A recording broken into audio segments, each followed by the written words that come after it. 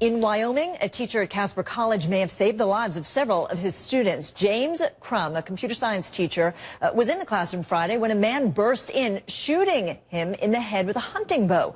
Crum tackled the man, giving students time to escape. More shocking, well, the identity of the attacker. It was the teacher's own son.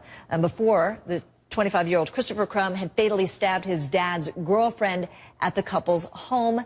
And the son ultimately stabbed his father to death before fatally stabbing himself. I'm joined by Nick Valencia. You've been following this story. You spoke to neighbors. And did the neighbors tell you whether, in fact, the teacher and his girlfriend, whether they were concerned, whether they had any fears, whether there's security issues? That's the question right now, is what happened to lead a son to kill his father? I spoke to a neighbor who lived directly across the street from Heidi Arnold and Jim Crum. She said she met them once last summer, that they largely kept to themselves, but there was no red flags, Deb, about any of this that potentially could have happened. In fact, in a press conference with police, they also said there weren't any red flags, but this, Deb, could have been much, much worse. I think, 3 people are dead. 6 students were in the computer science classroom at the time of this incident. And in fact, in that police press conference, a local police chief praised the actions of Professor Jim Crum and called him courageous.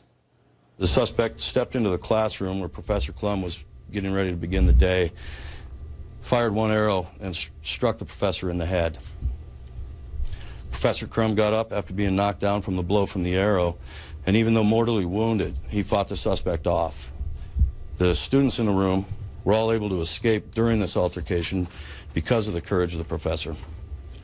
And I just want to read this statement really quick from Casper College that we got a little while ago. Jim Crum and Heidi Arnold were important parts of the campus community, and their loss will leave a big hole in our lives. That from Casper College. You know, what's so incredible is that, the teacher was able to do this when he was mortally wounded. But have police said whether they got any sort of 911 calls from this teacher saying that there was a problem or anything that would suggest, or even a note? Was there a suggestion the note had been left behind? We put a call into Casper Police, and there are a lot of unanswered questions right now about the relationship between the father and the son. We just don't know what happened. What we do know, that Deb, is there are reports that this 25-year-old son, Chris Crum, traveled over 2,000 miles from Connecticut to Wyoming. He had been staying in a local hotel, according to local reports, in the area. At some point, he snapped, though, Deb, and something led to him showing up at his father's college, at this community college of 5,000 students, entering that classroom and mortally wounding his father with a crossbow. Yeah, remarkable, pretty dramatic way to go. All right, Nick Valencia, thank you so much. We appreciate your reporting on this.